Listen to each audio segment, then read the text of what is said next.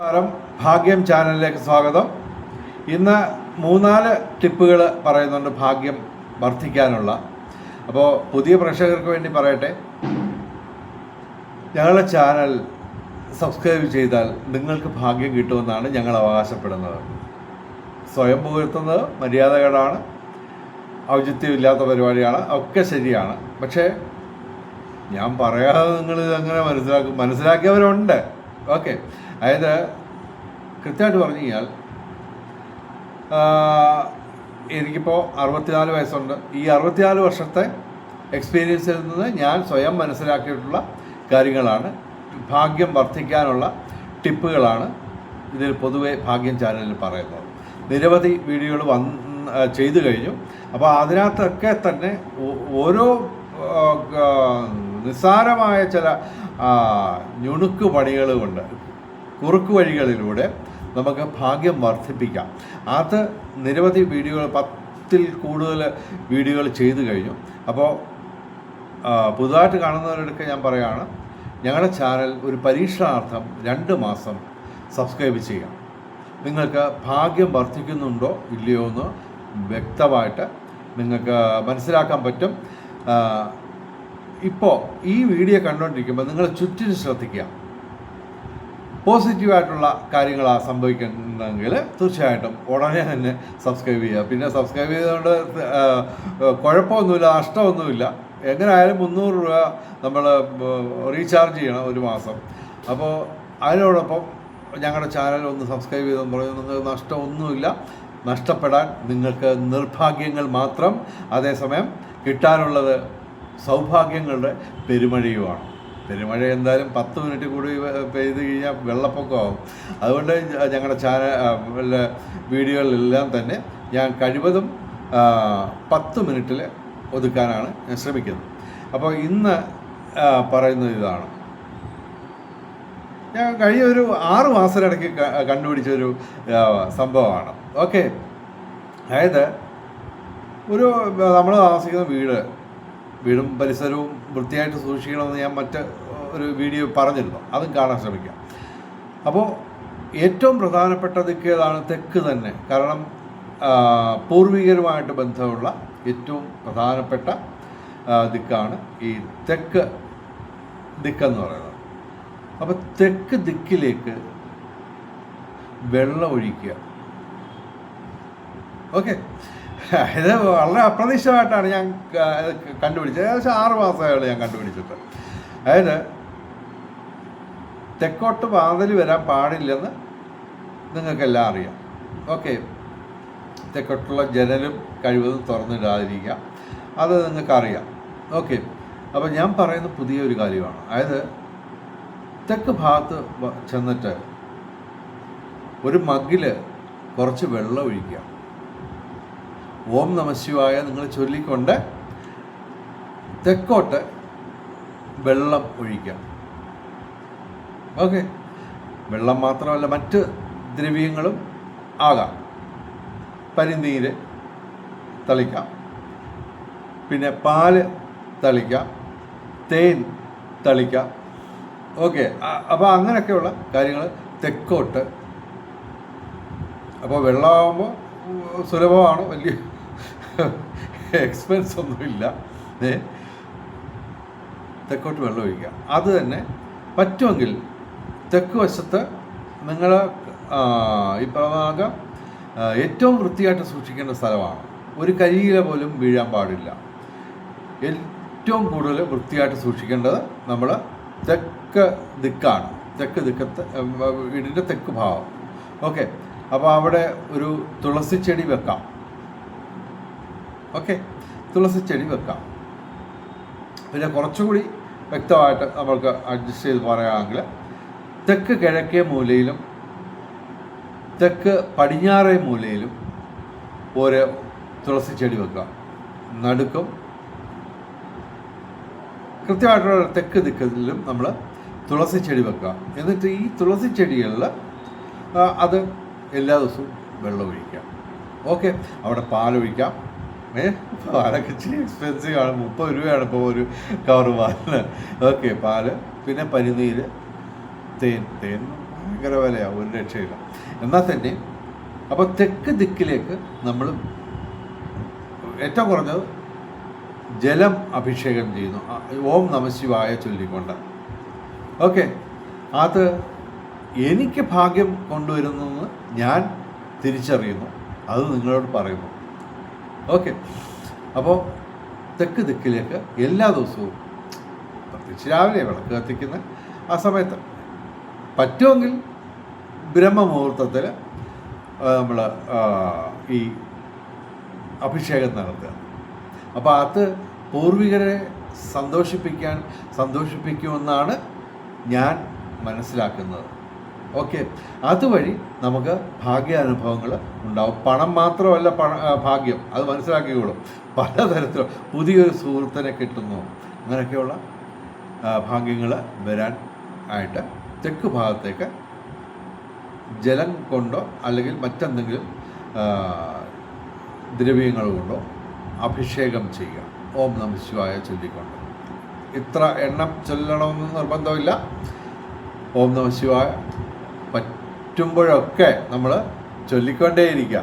Okay, സമയം കിട്ടുമ്പോഴൊക്കെ ഓം നമഃശിവായ, അതായത് ക്ഷേത്രം തുറന്നിരിക്കുന്ന സമയം, അല്ലാത്ത സമയത്ത് ശ്യാമളാദണ്ഡകം ചൊല്ലുക. അതൊക്കെ ഞാൻ മറ്റ് വീഡിയോകളിലൊക്കെ പറഞ്ഞിട്ടുണ്ട്, അതുകൊണ്ട് ആവർത്തിക്കുന്നില്ല. അപ്പോൾ പിന്നെ വേറെ ഒരു സംഭവമുണ്ട്. നമ്മുടെ Mammukka megastar, super megastar Mammootty ഇടത് കാതിൽ കമ്മലിട്ടിട്ടുണ്ട്.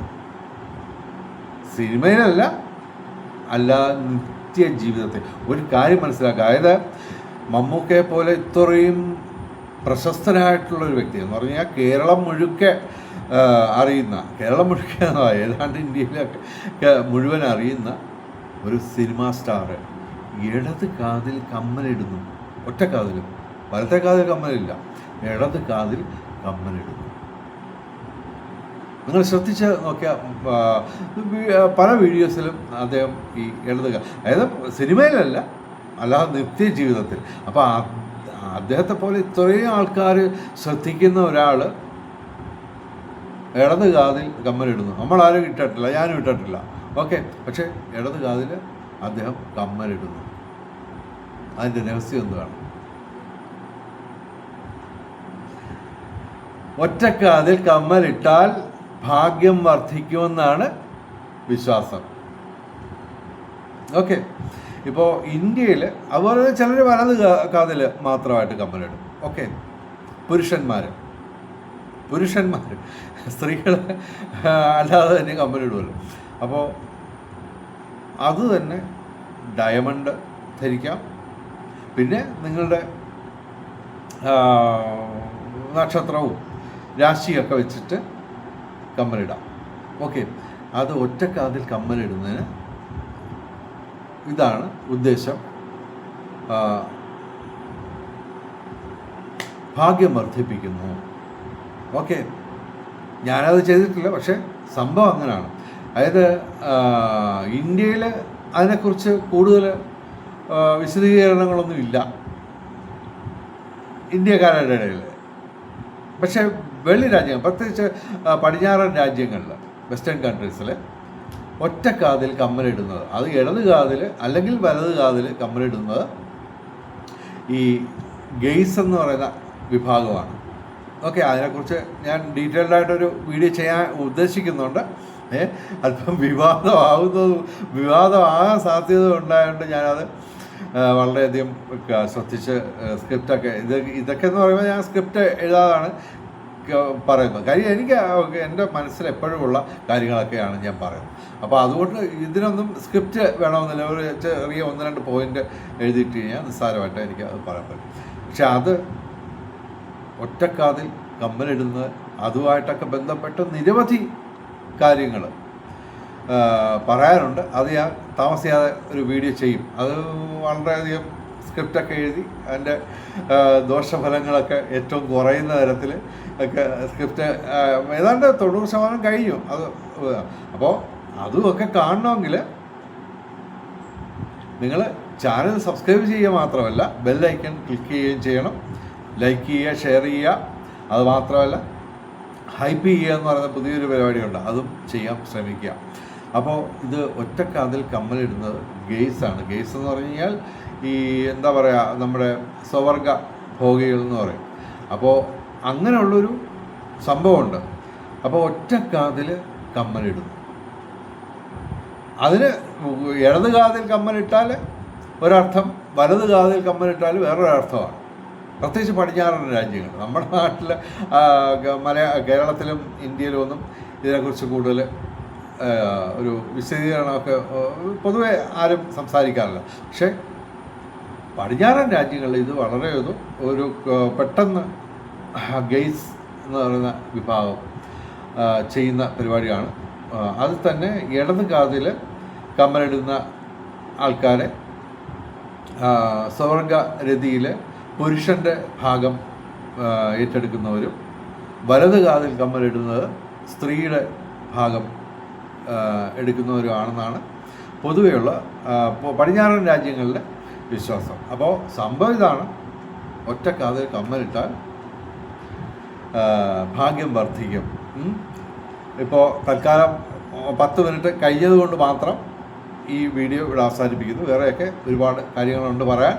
അപ്പോൾ നിരവധി കാര്യങ്ങൾ, അതെല്ലാം തന്നെ ഈ ഞാൻ പറയുന്ന ഈ എന്താ പറയുക, നമ്മുടെ ഈ ഭാഗ്യം വർദ്ധിപ്പിക്കുന്ന കാര്യങ്ങൾ, ഓരോ ടിപ്പുകൾ പറയുന്നു. ഇതിനൊന്നും തന്നെ കാര്യമായ പണച്ചെലവില്ലാത്തതാണ്.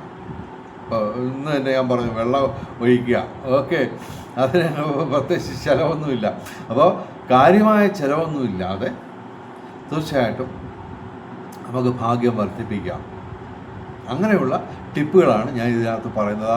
ഇതിനകത്ത് വേറൊരു വീഡിയോ ചെയ്യാനുള്ളൊരു ഐഡിയ ഉണ്ട്. 1 രൂപ ചിലവാക്കാതെ കോടികൾ നേടാം. 1 രൂപ ചിലവാക്കാതെ കോടികൾ നേടാം. എങ്ങനെ? അതിനെക്കുറിച്ച് ഞാൻ ഡീറ്റെയിൽ ആയിട്ടുള്ളൊരു വീഡിയോ ചെയ്തു. അത് ഒക്കെ സ്ക്രിപ്റ്റൊക്കെ എഴുതി ചെയ്യാം. പിന്നെ അത് കൂടാതെ തന്നെ വേറൊരു വീഡിയോ ചെയ്യാൻ ഐഡിയ ഉണ്ട്. അത് നേരത്തെ തന്നെ ഉള്ള ഐഡിയ ആണ്. ഏത് ചീത്തക്കാലത്തും കോടികളും മാത്രമല്ല ലോട്ടറി വരെ നേടാം എന്നുള്ളൊരു സബ്ജക്റ്റ് ഞാൻ ചെയ്യുന്നുണ്ട്.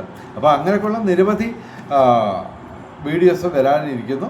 അപ്പോൾ എല്ലാറ്റിനും കൂടി നിങ്ങൾ ദയവ് ചെയ്ത് എൻ്റെ ചാനൽ സബ്സ്ക്രൈബ് ചെയ്യുക. തീർച്ചയായിട്ടും നിങ്ങൾക്ക് ഭാഗ്യം വർദ്ധിക്കും എന്നാണ് ഞാൻ അവകാശപ്പെടുന്നത്. അപ്പോൾ അതിൻ്റെയൊക്കെ ഡീറ്റെയിൽസ് മറ്റ് പല വീഡിയോകൾ ചെയ്തുകൊണ്ട് തൽക്കാലം ഞാൻ അത് ആവർത്തിക്കുന്നില്ല.